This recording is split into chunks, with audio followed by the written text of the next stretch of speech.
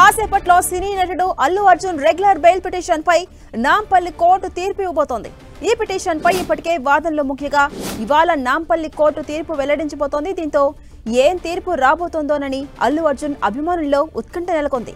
అల్లు అర్జున్ వేసిన regular bail petition పై చిక్కడపల్లి పోలీసులు కూడా కౌంటర్ దాఖలు చేశారు. అనంతరం అల్లు అర్జున్ తరపు లాయర్లు బెయిల్ మంజూరు చేయాలంటూ తమ వాదనలు వినిపించారు. ఇరు పక్షాల వాదనలు ముగిసిన అనంతరం తీర్పును ఇవాళ్టికి వాయిదా వేసింది నాంపల్లి కోర్టు.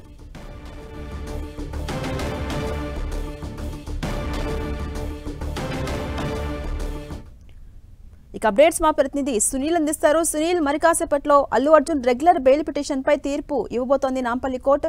అల్లు అర్జున్ కు రిలీఫ్ దక్కుతుంది అనుకోవచ్చా, లేదా చిక్కుల్లో పడబోతున్నారా? ఎలా ఉండబోతుంది సిచ్యువేషన్? అప్డేట్స్ ఏంటి? తెలుగు చలనచిత్ర పరిశ్రమలో తీవ్ర దుమారం రేపినటువంటి సంధ్య థియేటర్ ఘటనకు సంబంధించిన దాంట్లో అల్లు అర్జున్ ని గతంలో అరెస్ట్ అయ్యారు, జైలు కూడా వెళ్లారు. ఆ కేసులో ఇప్పటికే తెలంగాణ హైకోర్టు ఇంట్రీమ్ బెయిల్, మధ్యంతర బెయిల్ ని మంజూరు చేసింది. ఈ నేపథ్యంలో అతను బెయిల్ పై ప్రస్తుతం బయట ఉన్నాడు. అయితే రెగ్యులర్ బెయిల్ ని మంజూరు చేయాలంటూ కూడా అటు అల్లు అర్జున్ నాంపల్లి కోర్టులో పిటిషన్ దాఖలు చేశారు. దీనిపై గతంలోనే అల్లు అర్జున్ తరఫు న్యాయవాది నిరంజన్ రెడ్డి, సీనియర్ కౌన్సిల్ నిరంజన్ రెడ్డి తమ వాదనలు కూడా వినిపించారు. సంధ్యా థియేటర్ తొక్కిసలాటలో పోలీసులు నమోదు చేసినటువంటి సెక్షన్ 105 అనేది అల్లు అర్జున్ కి వర్తించదు. ఇదంతా కూడా కల్పబుల్ హోమసైడ్, అంటే పరోక్షంగా సంధ్యా థియేటర్ లో జరిగినటువంటి ఘటనలో చనిపోయినటువంటి రేవతి మృతికి అల్లు అర్జున్ ఏ రకంగా కూడా కారణం కాదనేది అల్లు అర్జున్ తరపు న్యాయవాది నిరంజన్ రెడ్డి చెప్పినటువంటి వాదన. తర్వాత మరోవైపు పబ్లిక్ ప్రాసిక్యూటర్ మాత్రం ఒకటే చెప్పాడు, ఒకవేళ రెగ్యులర్ బెయిల్ ఇస్తే మాత్రం అతని పలుకుబడి ఇన్ఫ్లుయెన్స్ తో సాక్షులను తారుమారు చేసే అవకాశం ఉంది. కాబట్టి ఎట్టి పరిస్థితుల్లో అల్లు అర్జున్ కి రెగ్యులర్ బెయిల్ మంజూరు చేయడానికి వీల్లేదంటూ కూడా పబ్లిక్ ప్రాసిక్యూటర్ తమ వాదనలు కూడా వినిపించాడు. ఇరు వాదనలు విన్నటువంటి session court, Nampally session court తీర్పుని రిజర్వ్ చేసింది. ఈ రోజు తుది తీర్పు ప్రకటించే అవకాశం ఉంది. మరి తీర్పు ఇప్పటికే రెగ్యులర్ బెయిల్ ఇచ్చింది హైకోర్టు. దానికి సంబంధించినటువంటి ఎవిడెన్స్ రెగ్యులర్ బెయిల్ ఇచ్చిన తర్వాత పోలీసులు అనేక ఆధారాలు కూడా సేకరించారు. మనం గతంలో చూసాం, హైదరాబాద్ పోలీస్ కమిషనర్ సివి ఆనంద్ వీడియోని ఒక డెమో రూపంలో అసలు అల్లు అర్జున్ ఎప్పుడు వచ్చాడు, ఎందుకు తొక్కిలేసడం జరిగింది, ఎవరు బౌన్సర్లు ఏ రకంగా ప్రవర్తించారు, అక్కడ పోలీసులను ఏ రకంగా వారిని కంట్రోల్ చేసే ప్రయత్నం చేశారు, రేవతి ఏ రకంగా చనిపోయింది, ఇవన్నీ కూడా pin to pin, minute to minute report అంతా కూడా పోలీసులు ఇప్పటికే ఎవిడెన్స్ అంతా కలెక్ట్ చేశారు. ఆ ఎవిడెన్స్ మొత్తం కూడా కోర్టుకు సబ్మిట్ చేశారు. అయితే ఇప్పుడు నాంపల్లి కోర్టు మరి అల్లు అర్జున్ కి రెగ్యులర్ బెయిల్ ని మంజూరు చేస్తుందా లేదా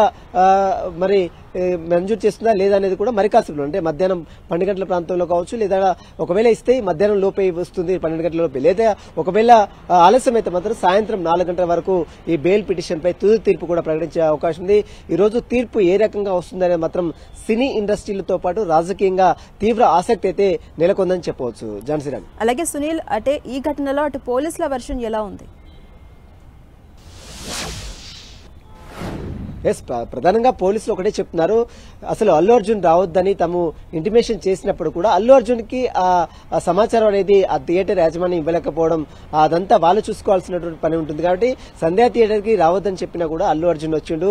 అల్లు అర్జున్ రావడంతోనే తొక్కిసలాట జరిగింది.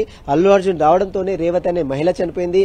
చాలా మంది, తన కుమారుడు శ్రీతేజ ఇంకా ప్రస్తుతం కిమ్స్ హాస్పిటల్లోనే చికిత్స పొందుతున్నాడు. ఇప్పటికే ప్రభుత్వం 25 లక్షల ఎక్స్గ్రేషియా చెల్లించింది. మరోవైపు చిత్ర యూనిట్ తో పాటు అల్లు అర్జున్ మొత్తం కూడా దాదాపు 2 కోట్ల వరకు చెల్లించారు. కానీ వారి కుటుంబానికి కారకులైనటువంటి, ఈ ఇంత దారుణానికి కారణమైనటువంటి అల్లు అర్జున్ ని కఠినంగా శిక్షించాలి. ఖచ్చితంగా అతను బయట ఉంటే మాత్రం సాక్షులను తారుమారు చేస్తారు, తన పలుకుబడితో డబ్బుతో అందరినీ కూడా బెదిరింపులు గురి చేస్తారంటూ కూడా ఈ రోజు గతంలో జరిగిన వాదనలో అటు పబ్లిక్ ప్రాసిక్యూటర్ తన వాదనలు కూడా వినిపించారు. మరి దీనిపై కోర్టు ఏ విధంగా కన్సిడర్ చేస్తుంది అనేది కూడా చూడాల్సింది చెప్పవచ్చు. మరోవైపు ఇప్పటికీ మనం చూసాం, ఈ ఘటన జరిగిన తర్వాత తెలుగు చలనచిత్ర పరిశ్రమకు చెందినటువంటి ఆ నిర్మాతలతో పాటు దర్శకులతో, హీరోలతో ముఖ్యమంత్రి రేవంత్ రెడ్డి భేటీ అయినటువంటి పరిస్థితి మనం చూస్తాం. ఆ భేటీ తర్వాత సంధ్యా థియేటర్ పరిణామాలు మరి ఏ విధంగా చోటు చేసుకున్నాయో మనం చూసాం. కాబట్టి ఈ ఘటనలో మరి సంధ్యా థియేటర్ ఘటనలో, తొక్కిసలాట ఘటనలో ఈ రోజు రెగ్యులర్ బెయిల్ మంజూరు చేస్తుందనే ఆశాభావం అటు అల్లు అర్జున్ తరపు న్యాయవాదులు అల్లు అర్జున్ వ్యక్తం చేస్తుంటే ఖచ్చితంగా బెయిల్ రిజెక్ట్ అవుతుందని మాత్రం పోలీసులు చెప్తున్నారు, పబ్లిక్ ప్రాసిక్యూటర్ అదే చెప్తున్నారు. మరి కోర్టు ఎలాంటి నిర్ణయం తీసుకుంది? ఎందుకంటే ఇప్పటికే తెలంగాణ హైకోర్టు అతనికి మధ్యంతర బెయిల్ ఇచ్చింది.